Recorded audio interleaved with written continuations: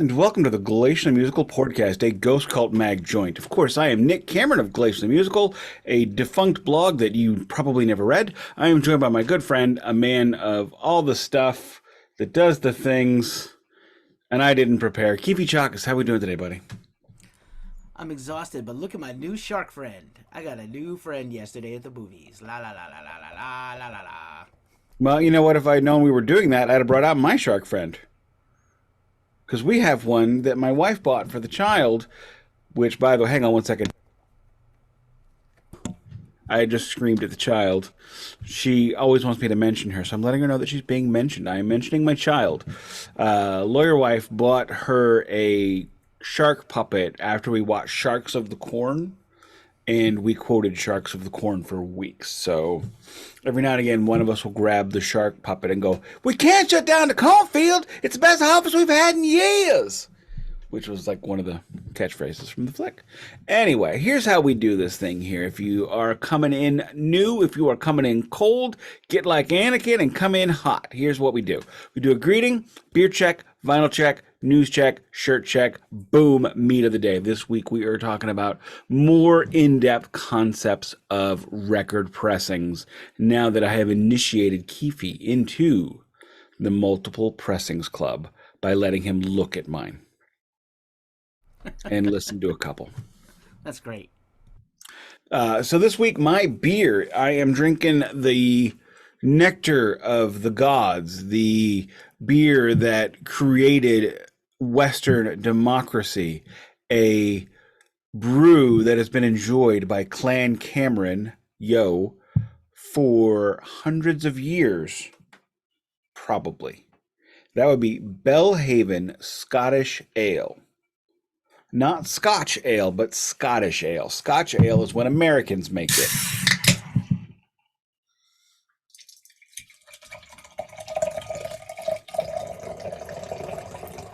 And I'm doing the finger fudge pour down the middle.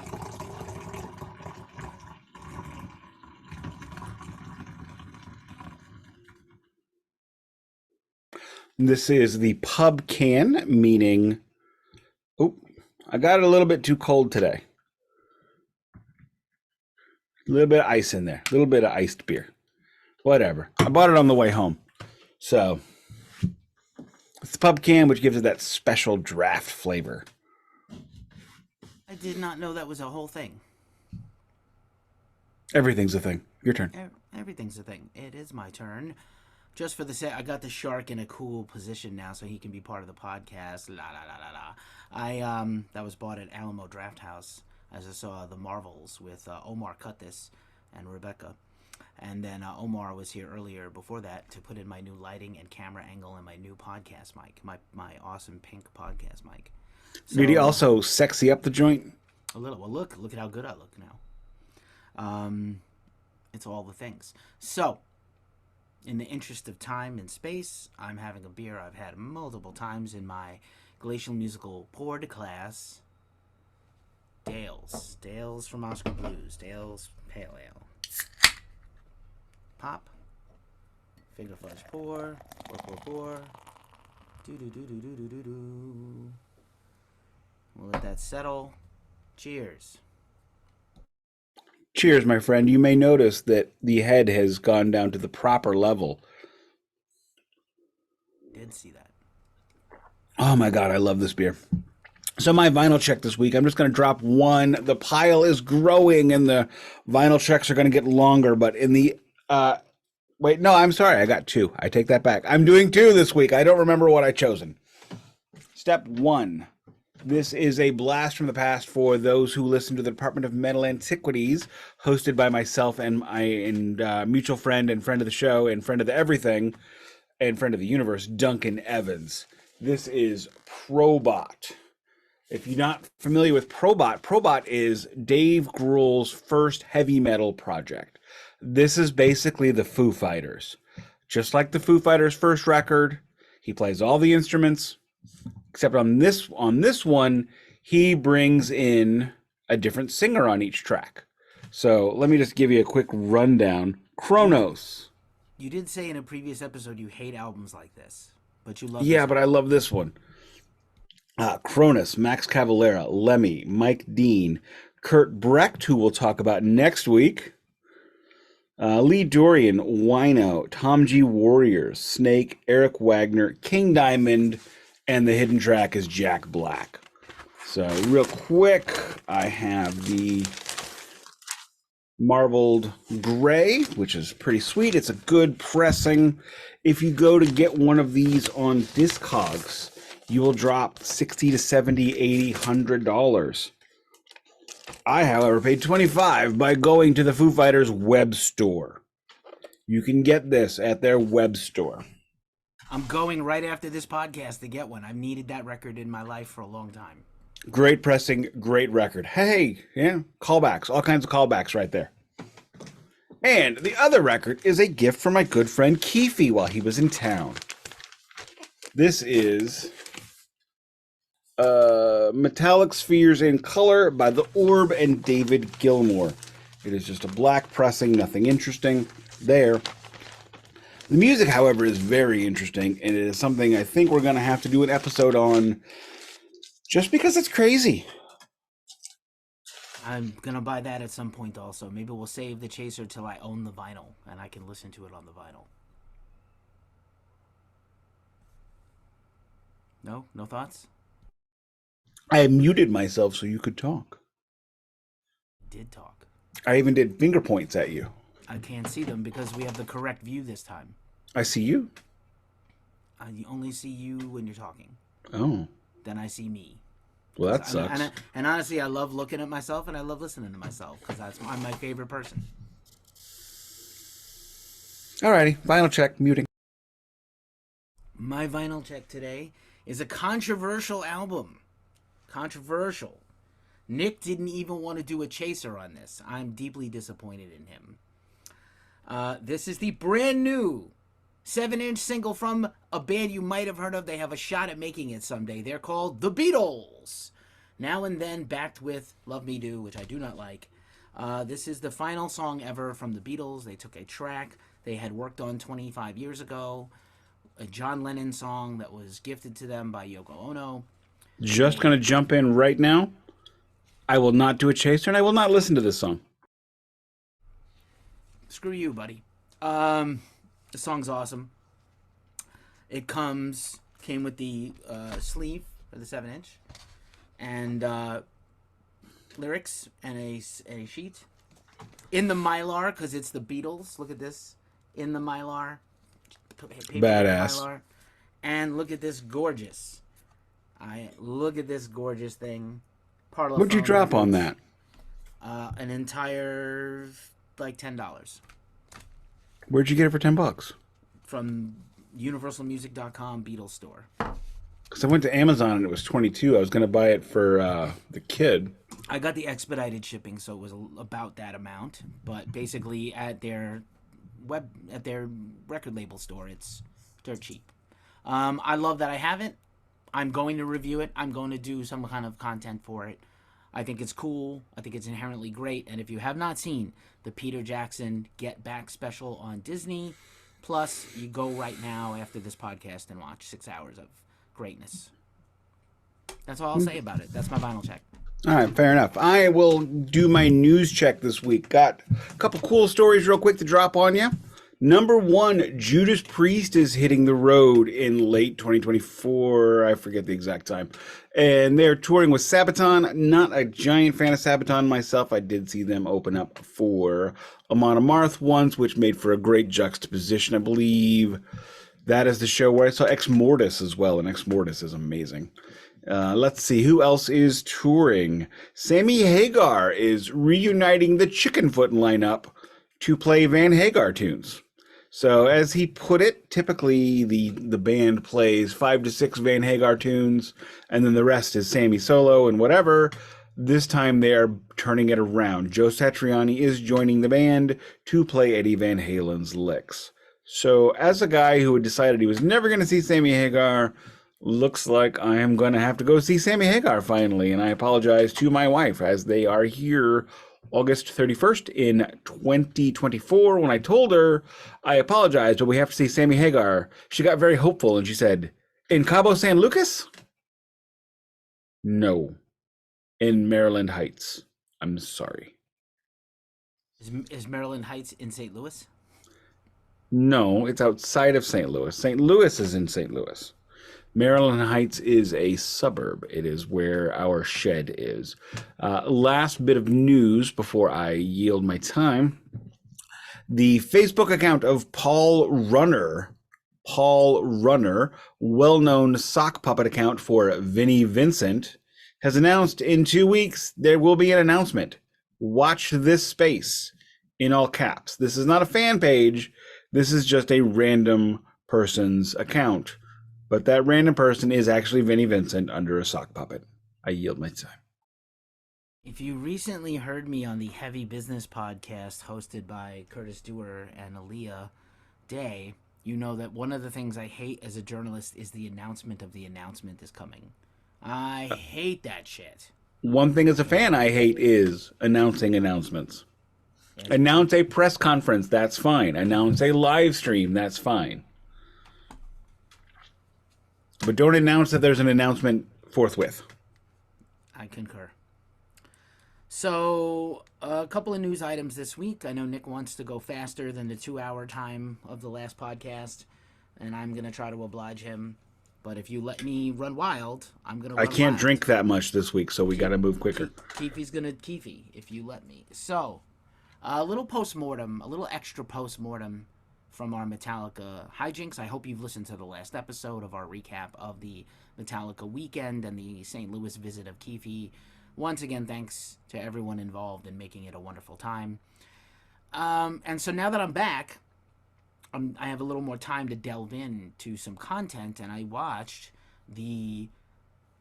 do you know who Stefan Shirazi is? You know who Stefan Shirazi is, right, Nik? I do not. Oh, okay. So Stefan Shirazi was a music journalist in the 80s and 90s, and he then graduated to the author of the Metallica fanzine So What magazine. But he was considered like the world-renowned expert on the band. They really had a kinship with him, and they basically folded him into Metallica Incorporated. And so Stefan, for the last 30 years almost, or 25 years, has worked exclusively for Metallica, not as a journalist anymore, as their mouthpiece. Not quite their public relations arm, but he helps do their thing. He co-hosts the new Metallica podcast. He puts out their content. He does the fanzine. So he'll occasionally do long-form content with the band, and he did the 72 seasons, the M72 tour, the So What interview with Lars, and it ran right before I came to visit you, so I didn't have time to spend time with it. And so it's pretty incredible. It's 2 hours of Lars just kind of going off on this tour and this record and talking about his well-being and the longevity and future longevity of Metallica. And it's really an ear-opener. And if you enjoyed our podcast on Metallica and you love Metallica or you hate Metallica, you definitely want to listen. I think like they chose Stefan to be their guy because they're all very comfortable with him. And they feel like they can say anything and be themselves with him. So you get a candor that I don't think the band is used to giving. And that's the band that did the horrible documentary, Some Kind of Monster, and things like that. So he talks about, did you know that the band, so we just saw the 72 seasons M72 weekend in St. Louis. Did you know that the night before each one of those weekends, they do a full concert run-through rehearsal? A complete rehearsal of the show. Both shows? Of all the songs they're going to play that weekend. Wow. No, I did not. Did you know that Lars Ulrich, to be able to play at all like we saw him play, basically warms up to play for 2 hours before he plays a concert for 2 hours? That does not surprise me, considering I remember in 2017 Metallica hitting the tuning room an hour and a half before the show started, and they showed video of them in the tuning room, which is them just warming up. Right. Supposedly, James commented in a similar interview recently that Lars never came to rehearsal until the last couple of years, and he rehearsed on his own. And then on tour, they would jam room together and things, but he didn't come to band rehearsals as a rule. I don't know how they did. They'll play drum tracks of his for everybody, and they all jammed along to them. I don't know how they did it without him in the room, but until recently, he wasn't a fan of being in the rehearsal room. Now he is. Also, he changed his entire diet where he eats only the same meal of tofu and vegetables 3 times a day and nothing else. He stopped eating desserts. He hasn't had a drink of alcohol since the record came out in April, where he drank a glass of champagne and he felt it tasted like sugar water. So he has really transformed his life. Whatever you think about him right now, he has transformed his life to be able to do this Metallica thing to the level of his expectations. So I think you gotta honor that. Like, what a guy! Like, Completely. the dedication that he takes. This is everything to him. I don't know that everybody else feels that way, but that's how he feels. And Well, he's the one that needs to feel that way the most, I would probably say. Possibly. So I summarized it all for you, but I really highly urge you to listen. If you love the band, urge you to listen to this. Plus, he kind of drops some hints about how long he thinks they can go, because they openly talk about it. So we should get hectic. Well, not frantic, but hectic. Ooh, should we get wild, get hectic, get... Are you gonna rap? You feel That's like the urge. You That's the urge. Oh, we love the urge here. I'm not a big fan. Oh no. They're playing a show, I think the day after Thanksgiving, but I'm seeing the Hoot and Hollers and Reverend Peyton. So I'm so jealous that you could go see the urge and you won't. Anywho, the next order of business, and Metallica related also, is our second favorite thing after the Rock and Roll Hall of Fame to dissect and talk about, at least me, the Grammy Awards. All right, let's keep this as quick as possible, which is hard for us on this topic. Metallica is nominated for 3 Grammys, no surprise. Here are, I want you to comment on these, mute yourself, and then when I'm done, comment on these. In the category of Best Metal Performance, Disturbed for the song Bad Man, Ghost for their cover of Iron Maiden's Phantom of the Opera, it's pretty great. Metallica for the song 72 Seasons, Slipknot's new song Hive Mind off their album a year ago, and Spiritbox's more recent song Jaded. Thoughts on that, Nicholas? I would think Metallica should win that just for having written a fucking song. You would think so, but Spiritbox and Ghost are critics' darlings, so we'll see. They still owe Metallica for 1989. I mean, they more than made up for it. Best Rock Album, Foo Fighters for But Here We Are, Greta Van Fleet for Starcatcher, Metallica for the album 72 Seasons, Paramore, surprisingly, Best Rock Album for This Is Why. It's not a good album, I didn't enjoy it. And Queens of the Stone Age for their new album, In Times New Roman. I've only heard one of those records, which is Metallica, obviously, as we discussed on this podcast. However, if I had to guess who's going to win that, I would say Metallica should not win Best Rock Album because they're not a rock band. They are a metal band. I would say that's probably going to go to Foo Fighters, considering the sympathy vote for losing Taylor Hawkins. I will tell you that I gave that record a 9 of 10 anyway. I'm not sympathetic. It is all about Taylor, actually, but I gave it a 9 of 10. I actually also think they should win. I predict that Queens of the Stone Age will win in some kind of weird, also critics' darling way. I don't love Greta Van Fleet, but it's a decent record, and I dislike the Paramore. I love Paramore, but I didn't like that comeback record from them. Didn't need it. If you're going to come back good. Next category, Best Rock Performance, and the nominees are Artic Monkeys, Sculptures of Anything Goes. Black Pumas, More Than a Love Song. Boy Genius, Not Strong Enough. Foo Fighters, Rescued. And Metallica for Lux Eterna. What in the hell does Best Rock Performance mean? Nobody knows. Metallica's going to win that one for Lux Eterna. Lux Eterna is a great, great track, and it deserves all of the reach-arounds that can be given to it. It is the most heavy metal song on the album, just about, though. It's kind of a surprising nominee, but I guess they had to nominate something. I think Boy Genius is going to win. Again, critics' darlings. That's the supergroup of Lucy Dacus, Phoebe Bridgers, and I can't remember her name, the other one. Terrible. Julian Baker, who's actually awesome. They're all awesome. And then finally, and mercifully, the Best Rock Song nominees. Boy Genius, Not Strong Enough. Foo Fighters, again, for Rescued. Olivia Rodrigo for Ballad of a Homeschool Girl. Not a rock artist, honestly. Queens of the Stone Age, Emotion Sickness, and the Rolling Stones for their new single, Angry. Got to feel that the Rolling Stones are probably going to pick that one up for the long timiness. Angry, not my favorite Rolling Stones song. I don't think it's anybody's favorite Rolling Stones song, if I'm being honest. But not a bad late era track. And the fact that the Rolling Stones haven't put anything out since, I'm pretty sure the Carter administration to speak of, that they're probably going to win that. I'm exaggerating. Keefy's making a face. I'm exaggerating. I know they put stuff out during the Clinton administration. They definitely had an album in the 90s. Yeah, the Clinton administration. That's still 5 presidents ago. I feel like they had a record 15 years ago, but you're not wrong. Thoughts about Olivia Rodrigo, a bona fide pop star, being nominated for Best Rock Song? It's kind of insulting to other rock bands, no? The fact that Metallica's nominated for rock stuff means anybody can be nominated for rock stuff. I'm sorry. Metal is not a sister genre to rock. It is not a subgenre of rock. It is a subgenre of blues. It is a sibling to rock. It's not rock. So if you can put a thrash metal band, whatever. Words have no meanings. It doesn't matter. Nothing matters. Everything is unreal. This is all a construct. Exactly. Just to put a capper on it, the 66th Annual Grammy Awards will air live on Sunday, February 4th, 2024. Live, taking place at the Crypto.com Arena in Los Angeles on CBS and Paramount Plus. I'm sorry, the Crypto Arena. Crypto.com Arena. Oh, God, give me a fucking break. Anyway, shirt check, Pink Floyd, Animals.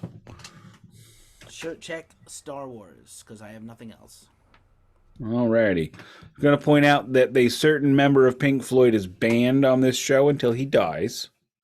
Then we'll talk about him. It was a joke, but I'd like to not talk about him for a while. You ruined my joke. Go ahead. So we'll be talking about Roger in about 2 weeks, I think. It's not funny now. Funny. Dark sense of humor. Just in case anybody's wondering, as we record this, we are just days away from the 110th Football Championship of Canada, the Grey Cup. One of my favorite 2 teams, and I'm not sure which one it is in the Grey Cup. The Winnipeg Blue Bombers versus the Montreal Alouettes. Can you give us a couple of bars of Alouette, Jeto Alouette? Alouette, jonte Alouette, Alouette, jonte plumache. Lovely. Thank you. Due to the fact that the Alouettes have a song about plucking apart an Alouette, I think I'm going Blue Bombers, but we're going to take a show of hands when all the people come over for the at my football championship party for cool people too. We'll take a show of hands to decide which team we are rooting for, knowing the group that is coming over. I'm going to guess it is going to be the Farm Boys of Winnipeg rather than the snooty coffee cigarette smokers from New France. What is the menu and the beer menu for the party? Do you know yet? The menu is going to be ribeye skewers, deer yakitori, probably some bratwursts and burgers for the kids, along with,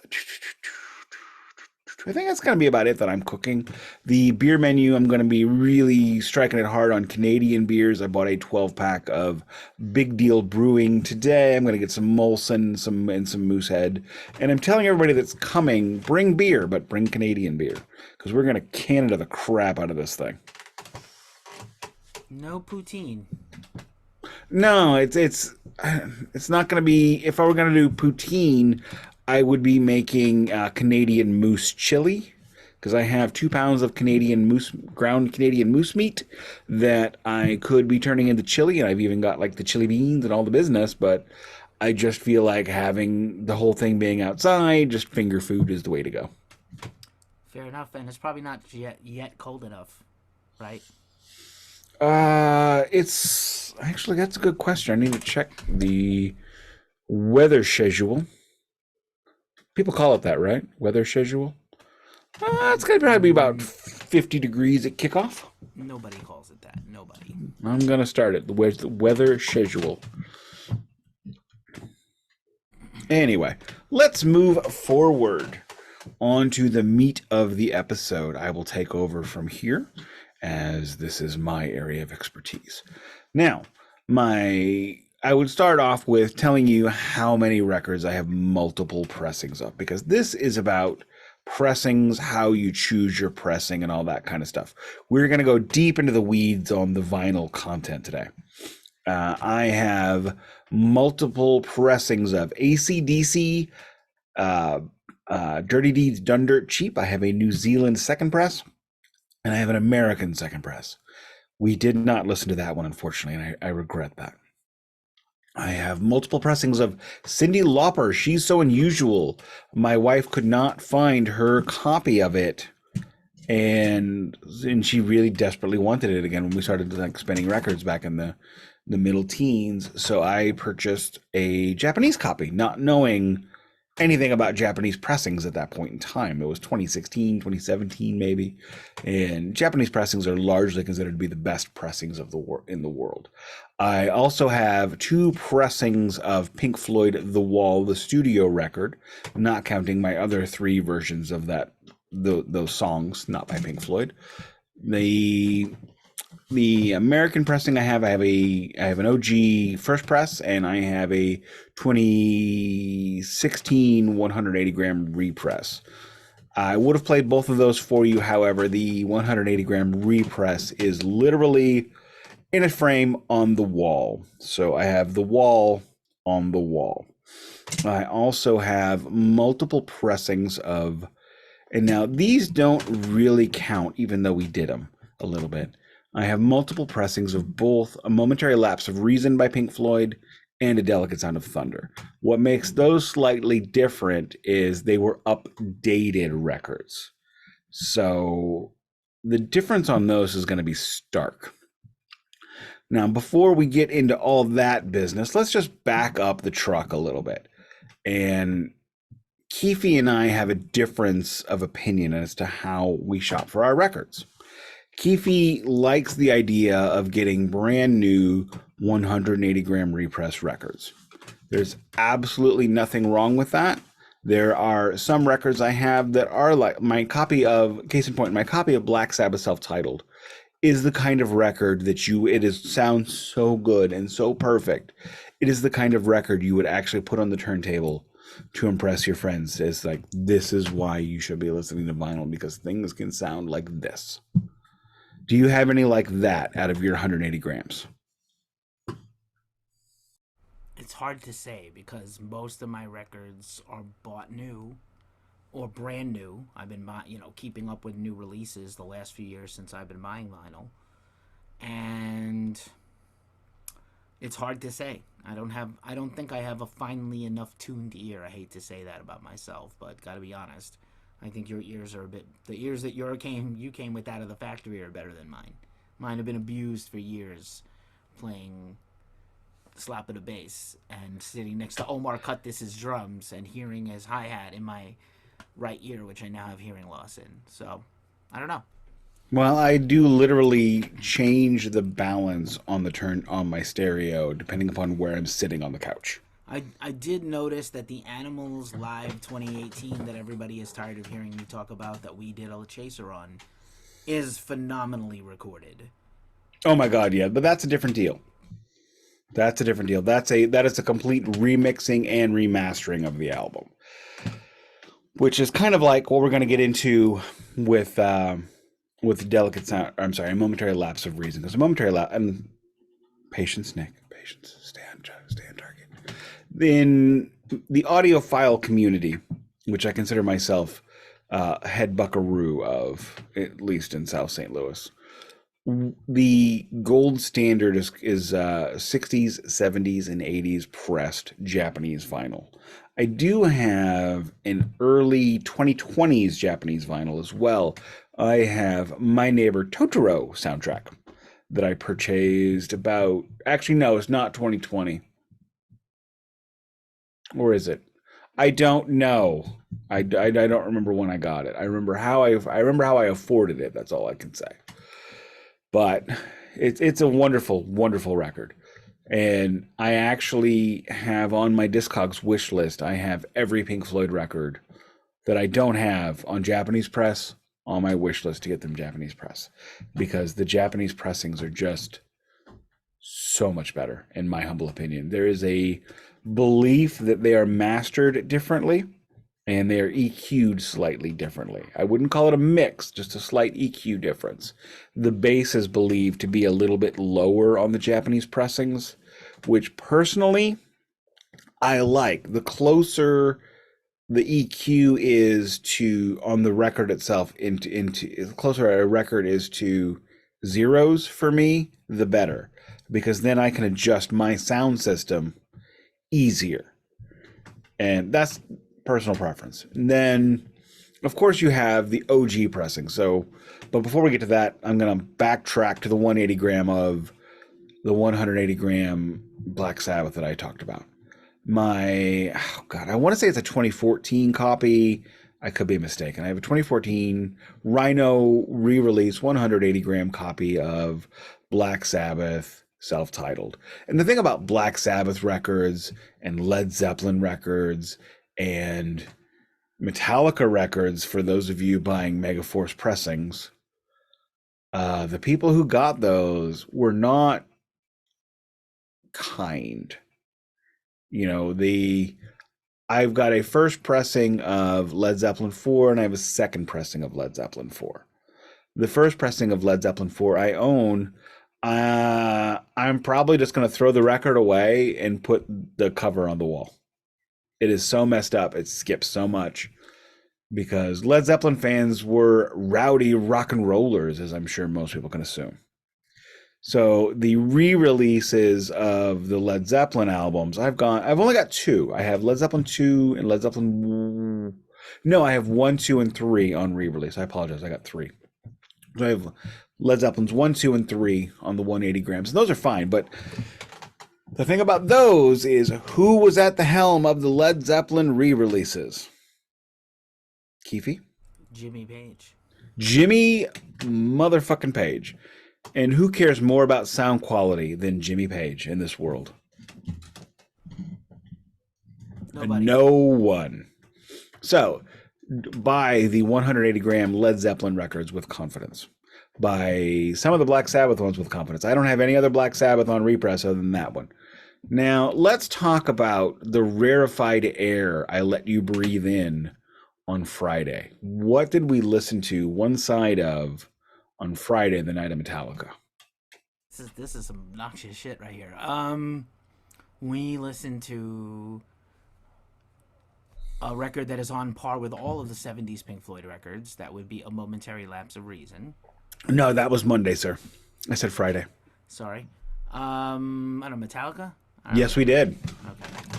I pulled Metallica Kill 'Em All second press off the shelf, and I jokingly and seriously simultaneously said, I'm going to allow you to breathe some rarefied air, because there aren't many copies of the Kill 'Em All pressings out there. Anyone who's into vinyl and Metallica, if you tell them you have a Kill 'Em All pressing, their response is going to be, wait, really? You have one? They're that hard to come by. Mine was a little beat up, and through some unorthodox and heavy cleaning procedures, we were able to get it into pretty high quality. What did you think of the sound quality of that record?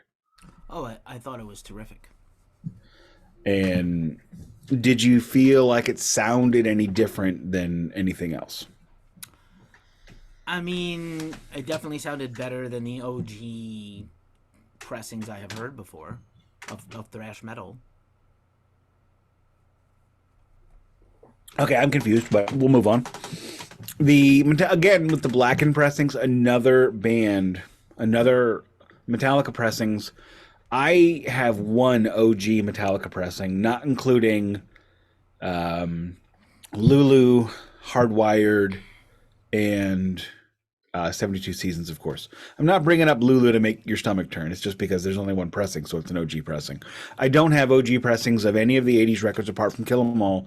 I don't have any OG pressings of the 90s records apart. Well, none. I actually did have an opportunity to purchase a copy of Load, sealed, first press for $25, and my dumb ass did not ever buy it.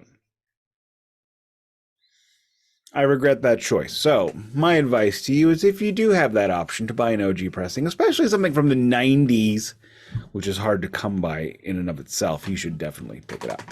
So, the Metallica and the Led Zeppelin OG pressings versus repressings, there's not a huge gulf. There's not as big of a gulf as you might think, because these are two artists that are very serious about the sound, very serious about the quality.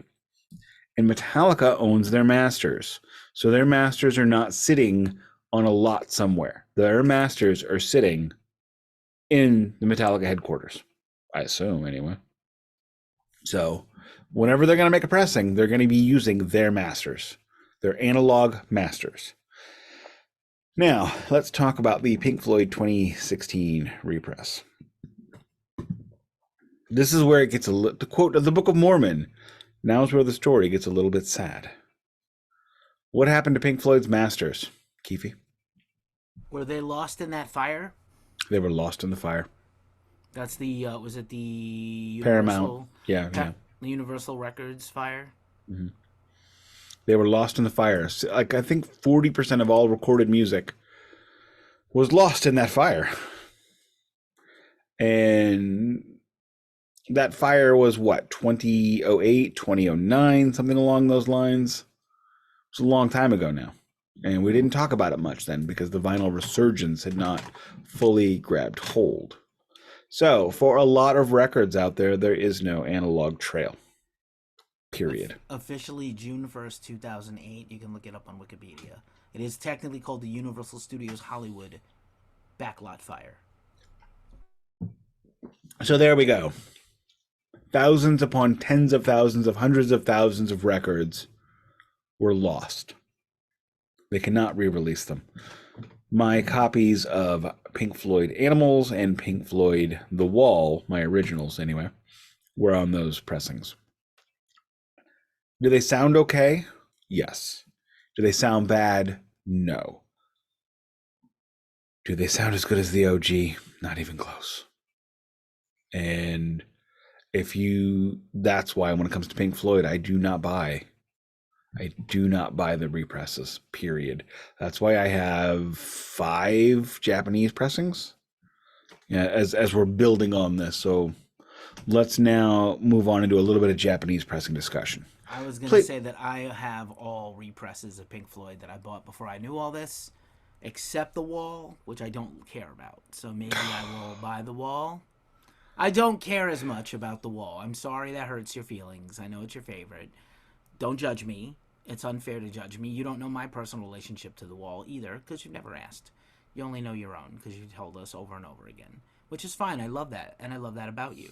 But I don't need The Wall. Maybe I will invest in The Wall Japanese pressing as a treat to myself, because I have Obscured by Clouds, Metal, Dark Side, Wish You Were Here, and Animals all repressed.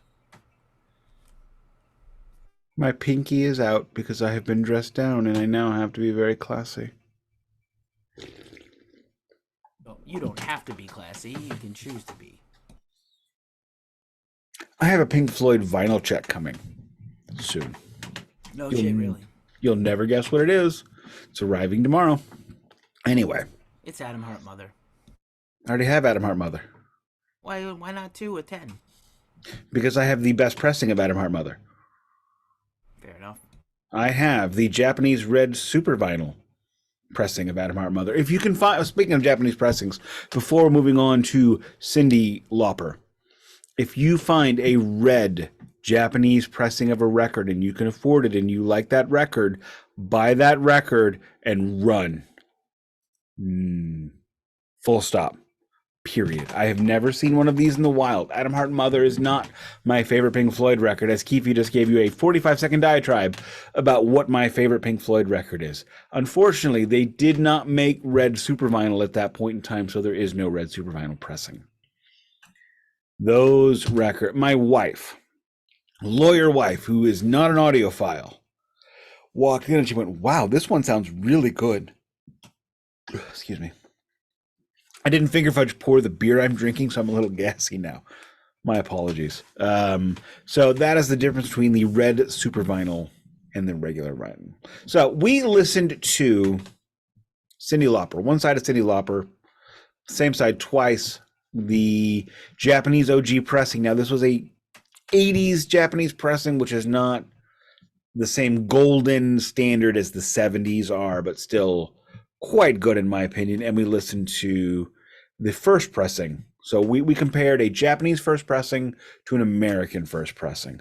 What were your thoughts on the two? Definitely noticeable changes. Definitely noticeable sound quality difference. And mute yourself, please. Thank you. And yeah, I definitely felt educated. My ears opened up when I heard the difference of the two. The first time I listened to a Japanese pressing of something, knowing I was going to be knowing a treat was in store for me was the first time I listened to More, Pink Floyd's More, when the bird started tweeting and it went from one speaker to another. It was that feeling of like, I don't remember. I've never mentioned this on the podcast and I'm embarrassed. So if we can all agree, I'm going to tell you something and we're never going to mention it again. Okay? Pinky swear, everybody. I'm pinky swearing with myself. I was a major, major, major honk for the CD back in the 90s. So the first time I listened to a CD in the 90s, because I did not listen to records. I didn't grow up with records. Records were a thing that happened at the beginning of my life, and we all stopped doing that. We switched to cassettes. And the difference between a CD and a cassette was almost immeasurable. It was incalculable. It was like drinking from the creek for the first time and finally getting tap water, finally getting filtered water. It was that big of a change. And listening to my Japanese copy of More was that much of a change over everything else I had been listening to, over all the vinyl records I've been listening to. And it shocked the holy living shit out of me how much better it was. So that's why I try to tell people, buy the Japanese pressings if you can. Very rarely will you find them in the wild. I have only found 2 Japanese records in the wild that I was interested in purchasing. One of them was, Robin Trower. And here's another lesson, kids. Make sure before you buy a record, if it's used, pull it out. Take a look at it. This thing was so warped I could have eaten my cereal out of it. So I did not buy it. It was only $13. That's why it was only $13. The other Japanese pressing I ever found in the wild was a copy of Deep Purple, made in Japan. No, I'm sorry, no. Deep Purple, the last Japan concert or something like that. It was not made in Japan. It was this one. It was that featuring Glenn Hughes, Mark Bolan, and David Coverdale. My second favorite version of the band. My favorite has Richie Blackmore instead of the Bolan, but God rest him. God love him. But anyway, so I wanted to give you that feeling, the difference between the two. I find Japanese pressings to be a wider, more open experience. Speaking of which, on Friday, we also listened to Death Magnetic, and I believe you checked that last week, yes? We did? I did, yeah. Okay. Death Magnetic, a lot of people don't really like the CD of it because it's so highly compressed. And I've been telling everybody that'll listen, Death Magnetic on vinyl is 20 times better because it's not compressed, because you can't brick wall a record. It just doesn't work. So I played Death Magnetic for Keefy, and he was like, "Oh my God, you are right." And that's the kind of feeling and sound a Japanese pressing gives you. Thoughts? Not too many notes. That was really accurate. Really accurate. You really hear it open up. That's the best way I can describe it. You hear things you never heard before. There's only, I hate to harp on these bands over and over, Led Zeppelin, Pink Floyd, Deep Purple, Black Sabbath, but like I listen to these records again and again and again, and I hear new things that I have never heard after 40 something years of listening to these records, and that's the experience that I got with these different pressings. You know that woo? Pardon? Do you know that woo? That one woo? Oh, woo! I know that woo. All right. Little almost famous action for you. The next record we're going to talk about is A Momentary Lapse of Reason. Now, one of the shticks Keefy and I have, and I'm going to break kayfabe for a moment if Keefy doesn't mind. Actually, if Keefy even minds, I don't fucking care because he's on mute. Everybody knows I am a fan of Roger more than anyone else in Pink Floyd, which that is my right, that is my life, that is my want. However, then that's because my first Pink Floyd experience was The Wall. Yes, I'm talking about my experience with The Wall yet again.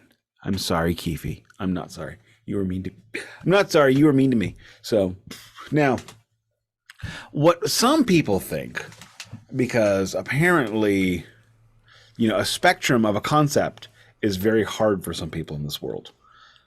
I am not, it's not binary. You don't love Roger or hate or love Dave. You can love them both. There are four distinct eras in Pink Floyd, if you ask this guy. You have Sid, you have wannabe Sid, you have Roger, you have Dave. So you have Sid, which is the singles, the first record, a little bit of the second. Then you have several records in a row where they're trying to still be that band, though they don't know how. And then you have Roger going, wait a minute, I could write like me. And then you have Roger leaving. And then you have Dave going, well, I guess I'm writing now. Okay, they're all great. There's greatness in all of them. The first Pink Floyd album I owned was Relics. And I only owned that one for slightly longer than I owned Momentary Lapse of Reason, because I got them both the same Christmas on cassette. So, which is really strange considering how much I love The Wall, that the ones I know the most are two records that really don't feature the Roger that I love.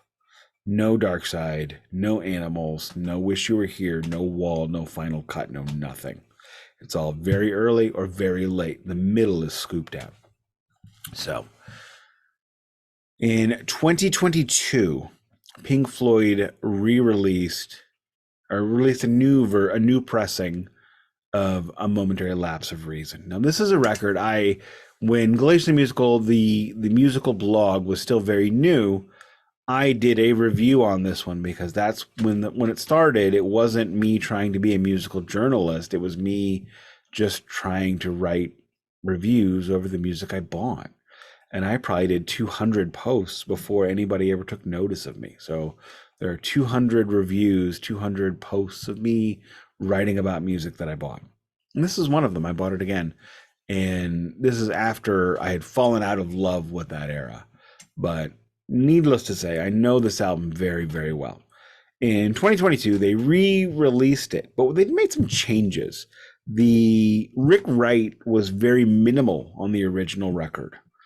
Rick Wright, because Roger Waters, being just the wonderful human being that he is not, part of the settlement was Rick Wright could not be a member of Pink Floyd again because Roger's a dick.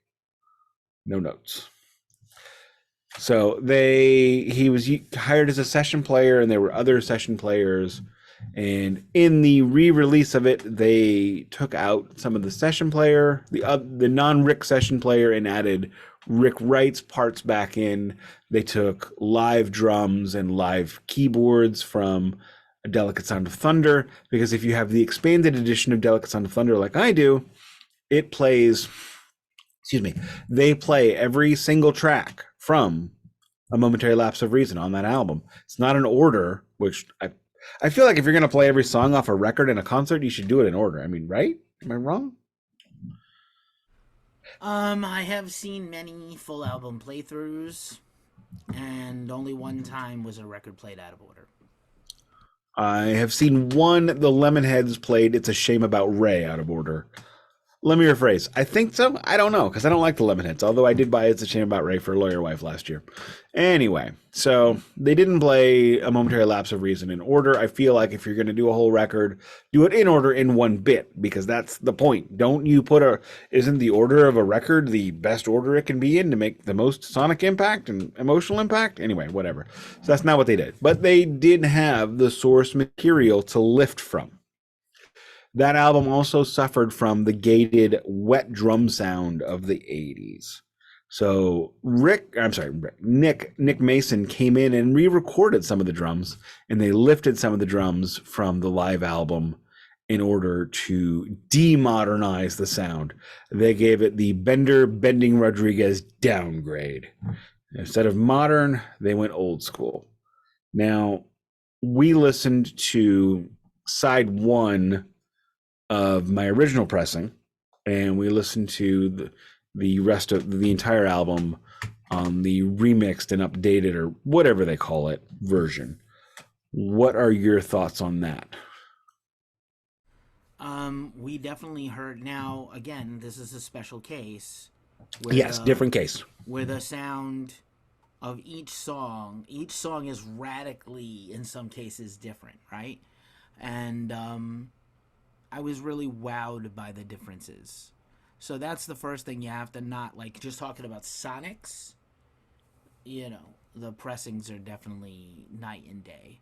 Now, as intimately as you or I know this album, it's going to throw you for a loop when you hear a record you've heard dozens, hundreds of times sounds different. Parts sound different. Things are emphasized. The mix is different. Like, you're going to just hear it differently. It's like hearing it for the first time ever again. In a good way. But it's also going to be jarring because you're not used to hearing it this way. You're just not used to it. And we were picking out the things, right? We were picking out what was different mixes, different whole parts that maybe I never noticed before. I don't have a more eloquent way to put this, but yeah, that's a nutshell. What they tried to do on that record is give us the same experience that we had listening to the original pressings, the Japanese pressings, versus the modern pressings. And I will say, they did an admirable job on this one. Probably as good of a job as they did on Animals 2018. Now, Animals 2018 was just a remix, and that is something. God, that one feels night and day as well, which we discussed at length, and I'm not going to go into. We discussed that at length in the Animals 3 Different Ones series. But I guess really, and try to wind this down a little bit because I don't want to go too long. But I mean, the real thing here is ask yourself what you're looking for when it comes to pressings, when it comes to what you're buying, because vinyl is a harsh mistress. Vinyl is different than every other form, every other physical media. Every CD is going to sound the same. They don't. The repressing of a CD is, oh, we take that file and do it again. It's the exact same file. They don't have to begin the process anew. For vinyl records, if you look at or watch our how vinyl records are made episode, there's a lot that goes into it. I'm going to name drop a record store real quick. So Planet Score Records this past weekend because Wonder Kid deserved a record. She was so helpful and instrumental in us getting the house ready to put it on market. So I told her, we're going to go to the record store and I'm going to buy you a record. She picked a Smith's Greatest Hits. The kid is weird. And they had a copy of Waiting for the Sun. Did I show you my copy of Waiting for the Sun while you were here? I don't think so. Okay. The second half of Waiting for the Sun has 2 inches of dead wax. Like that much dead wax. So what does that mean? That means is they didn't set it properly when they made this pressing. If you set it properly, no matter how much, how long of, how much music, how much time you're putting on there, it's all going to look the same. It's going to go from A to B, the exact same spot, quarter inch in to a half inch out. But as this was set slightly improperly, it's short. I pulled out another pressing, and it was done. I pulled out the one they had it at Planet Score, and it wasn't like mine. It was a different pressing. So each time they make a record, they start the process over. That's why it's a repressing, because they are completely repressing everything. The new master, new plates, new everything. So when they make them, they're going to be different every single time. And in some cases, Pink Floyd, looking at you, in some cases, the source material is going to be different. I'm also going to point out the mobile fidelity, whatever people also sometimes are using digital sources on their records. So some people say it sounds just fine with as it is. I don't know. I actually not heard one of the MoFi recordings. I would like to. However, the MoFi records I've come across are very expensive. I came across a Doors self-titled, which is the one Doors record I don't have, on MoFi for $275 at Frenchtown Antiques and Records. I left it there. I've left it there every single time because I'm not dropping that. But so when you are going to buy, if you're going to spend serious money on a record, because they can get really expensive, educate yourself. Also, my suggestion would be get a record you know really well, whether it's The Wall, Dark Side of the Moon, Kill 'Em All, whatever. If you can afford it, buy multiple pressings of one record. Buy a 180 gram, buy an OG. Doesn't have to be an original press, like, Kill 'Em All. If you can afford it, get a couple different pressings so you can get an idea of what differences you're going to find. And then you can decide if those differences are worth that money. It's kind of like the difference between a 1959 Les Paul and a 2005 Les Paul 1959 recreation. Obviously, the real 59 is going to sound better. Is it worth it to you is the utility there for the difference in price? Because a 1959 Les Paul is going to cost you a minimum of $300,000. Or you can get a 2005 R9 for $2,000. It's going to sound similar. It's going to sound kind of close, but it's not going to be all the way there. Is the all the way there worth the extra price to you? My copy of Kill 'Em All, second pressing, street value right now of that record is $150. So ask yourself real quick, how many records do you have that you'd spend that much money on? Keefy? Barely any. Just a few. And that's fair. It's totally fair. It's a crazy, stupid amount of money for a fucking record. This one was purchased for me, so I had no problem spending the money. But I have spent that kind of money a couple of times. But it's not because I wanted to get a special pressing, but it's because there's only one pressing of GWAR Hello, and I had to have it.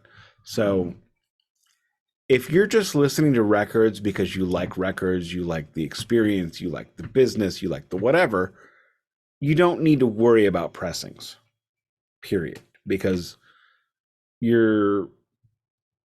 and that's fine. And there's nothing wrong with that. What kind of record buyer are you?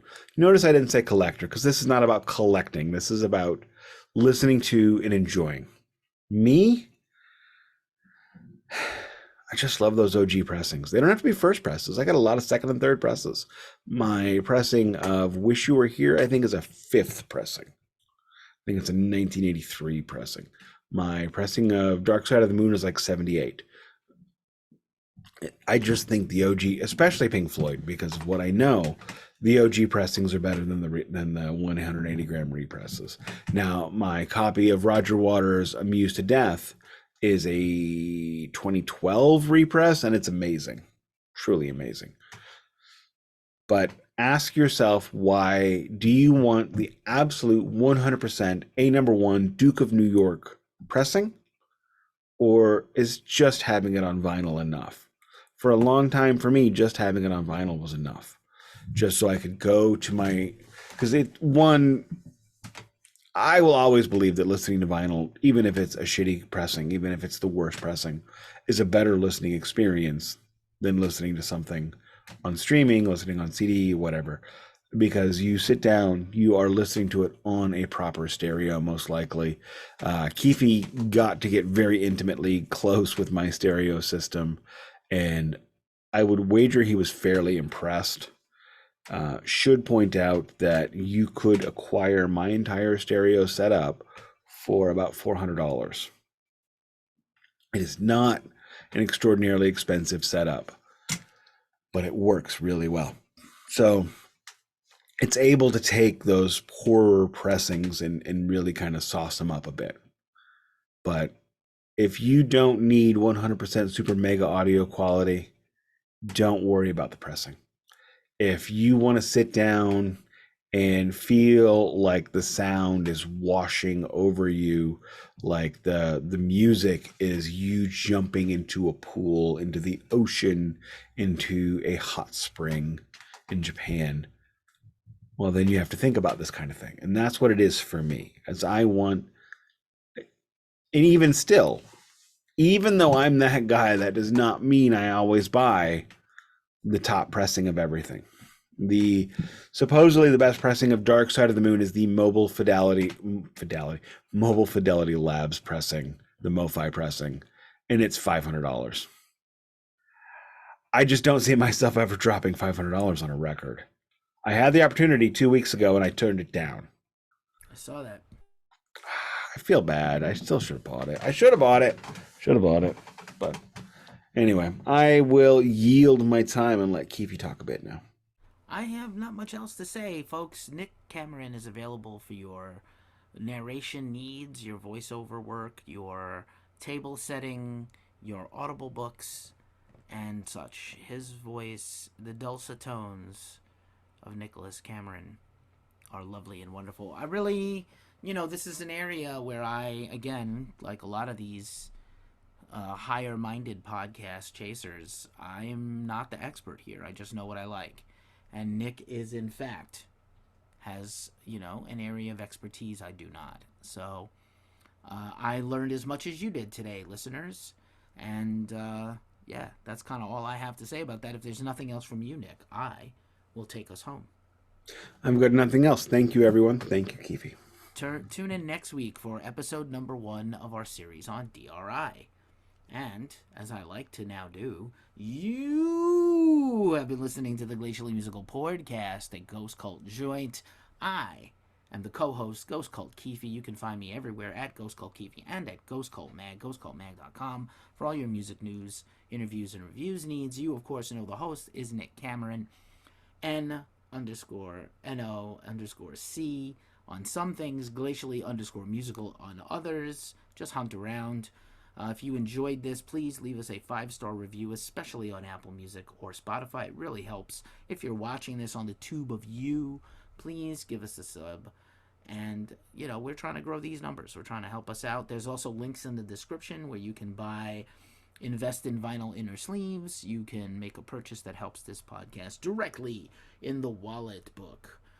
And as we say every week at this juncture of the show, this is the Glacially Musical Podcast. It does not play in Peoria, but no doubt there are probably some very fine record stores in Peoria, Illinois.